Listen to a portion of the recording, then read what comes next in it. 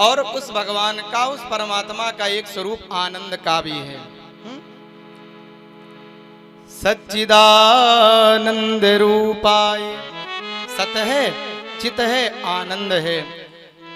संसार में हमें जो भी वस्तुएं प्राप्त होती हैं, कोई साधन मिल जाता है, जब हमें सुख मिल जाता है, जीवन में सुख आता है, तो कभी कभी ये समय हो सकता है कि दुख भी आ जाए।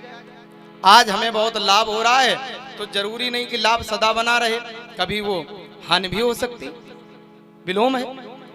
आज अच्छा हुआ तो कल बुरा भी हो सकता है, आज भला हुआ तो कल बुरा होगा, आज सुख है तो कल दुख होगा।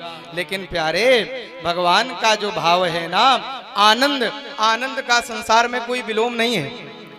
आप डिक्शनरी उठा करके देखिए, जितनी भी शब्दावली है, जितने भी शब्द हैं, हर शब्द का कोई न कोई विलोम है, लेकिन आनंद का कोई विलोम नहीं है।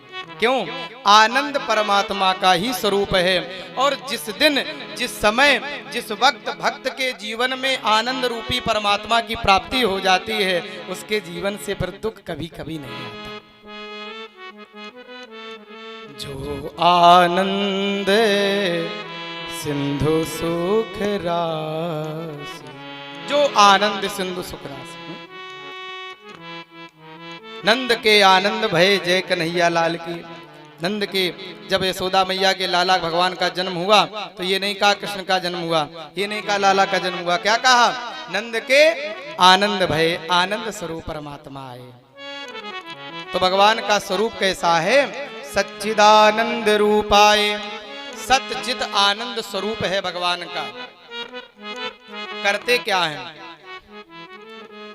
विश्वोत्पत्त्यादि हेतवे। इस संसार के भगवान का काम क्या है? इस संसार का सृजन करते, माने बनाते हैं। जब भगवान की इच्छा होती तो दुनिया वालों को, संसार को बना देते हैं, पालन करते हैं। पत्ते से लेकर के, चींटी से लेकर के हाथी तक हर जीव की व्यवस्था पालन करता, वो कौन करता है? वो भगवान करते हैं। जन्म भगवान देते हैं, पालन करते हैं, और जब समय आता तो संग्रहण भी कर देते हैं। ऐसे विश्व की उत्पत्ति, पालन और सृजन के जो हेतु हैं, तापत्रय विनाशाय, तीन तापों का विनाश कर देते हैं। तीन ताप मालूम कौन कौन से हैं? दैहिक, दैविक, भौतिक ताप। दैहिक, दैविक, भौतिक ताप, दैहिक दैविक, भौतिक ताप। राम राज्य का हो नहीं व्यापार, राम राज्य का हो नहीं व्यापार।